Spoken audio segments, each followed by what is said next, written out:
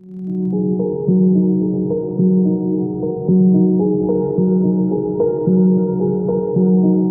Guys, welcome to open చేస్తే film forecast. ఈ ప్రపంచంలో ఎన్నో మతాలు ఉన్నాయి. ఒక్కొక్కరు ఒక్కొక్క మతాన్ని ఫాలో అవుతూ ఉంటారు.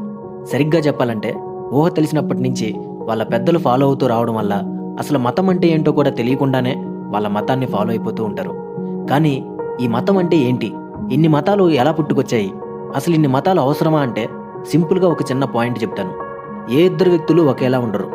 అంతెందుకు, ఒకే ఇంట్లో ఒకే కడుపులో పుట్టిన ఇద్దరు పిల్లల ఆలోచనలే ఒకలా ఉండవు. తోడ పుట్టిన వాళ్ళ మధ్య ఎన్నో తేడాలుంటాయి. ఇంట్లోనే ఒకరి ఆలోచనలు, నిర్ణయాలు ఇంకొకరి మీద రుద్దుతూ ఉంటారు. ఒక చిన్న కుటుంబంలోనే ఇన్ని జరుగుతూ ఉంటే బయట ఇంకెన్ని జరుగుతాయి. అలాంటప్పుడు ఇన్ని మతాలు పుట్టుకురావడంలో ఎలాంటి ఆశ్చర్యం లేదు. అందులోనూ మన దేశంలో అయితే చెప్పనవసరం లేదు. అసలు ఇదంతా ఎందుకు చెప్తున్నాను అంటే, రీసెంట్గా ది కేరళ స్టోరీ అనే ఒక సినిమా వచ్చింది. తప్పకుండా ప్రతి ఒక్కరూ చూడాల్సిన సినిమా, ముఖ్యంగా ప్రతి ఆడపిల్ల చూడాల్సిన సినిమా. ఏదో ఒక మతం ఇలా చేస్తుంది అన్నది కాదు మ్యాటర్ ఇక్కడ. ఎందుకంటే నన్ను అడిగితే అన్ని మతాల మోటివ్స్ కొంచెం అటు ఇటుగా ఒకేలా ఉంటాయి. ప్రస్తుతానికి ఆ విషయం పక్కన పెట్టేద్దాం. ఇక్కడ అమ్మాయిలు ఎంత జాగ్రత్తగా ఉండాలో తెలుసుకోవడానికి మాత్రమే ఈ సినిమా చూడమని చెప్తున్నాను. ఈ సినిమాలో నాకు బాగా టచ్ చేసిన విషయం ఏంటంటే, ఆ ఫ్యామిలీస్ పడ్డ స్ట్రగుల్. అది ఇందులో బాగా చూపించారు.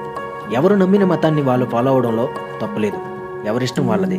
కానీ ఇక్కడ గొడవంతా ఎప్పుడు వస్తుందంటే, మా మతమే గొప్పది, మా మతం చెప్పిన వాడే ఏకైక దేవుడు, మా మతం చెప్పిందే కరెక్ట్, మా మతమే ఈ భూమి మీద ఉండాలి, అందరూ మా పద్ధతులే పాటించాలి అన్న ఆలోచన ఎప్పుడు వస్తుందో అప్పుడు మొదలవుతుంది ఈ గొడవంతా.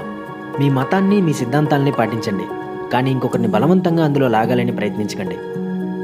ఈ మూవీ స్టోరీ గురించి చెప్పాలంటే, ఇందులో మెయిన్గా కేరళలోని ఇస్లాం మతాన్ని పాటించే కొంతమంది వ్యక్తులు ఒక కాలేజీలో కొత్తగా చేరిన 4 అమ్మాయిల్ని కన్వర్షన్ చేయడానికి ఏం చేశారు, తర్వాత వాళ్ళని సూసైడ్ బాంబర్స్గా మార్చడానికి ఎలా ప్రయత్నించారు, దానికి ఎలాంటి ప్లాన్స్ వేశారు, చివరికి దాన్ని సాధించారా, ఆ 4 అమ్మాయిల జీవితాలు తర్వాత ఏమయ్యాయి అన్నది కథ.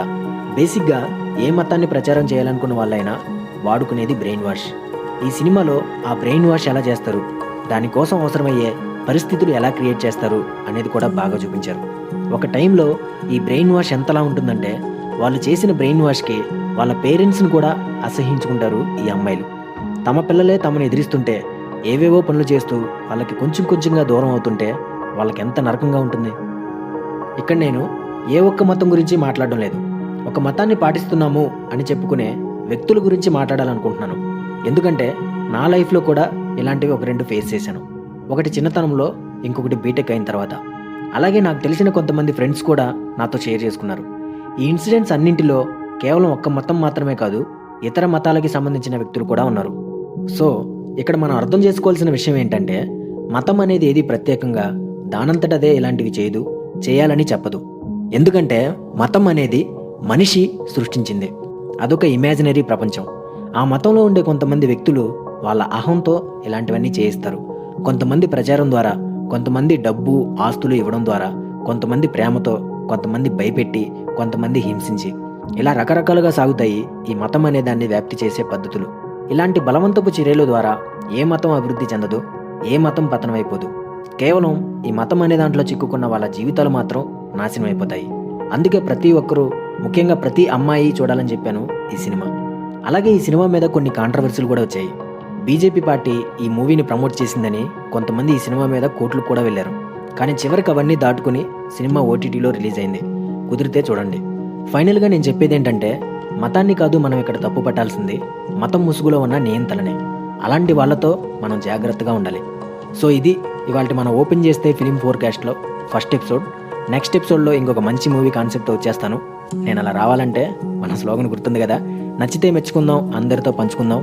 మీకు ఈ వీడియో నచ్చితే లైక్ చేయండి, షేర్ చేయండి, కామెంట్ చేయండి, మన ఛానల్ని సబ్స్క్రైబ్ చేయండి. అలాగే పక్కనే ఉన్న బెల్ ఐకాన్ని క్లిక్ చేయండి. Thank you, take care, see you all later, bye.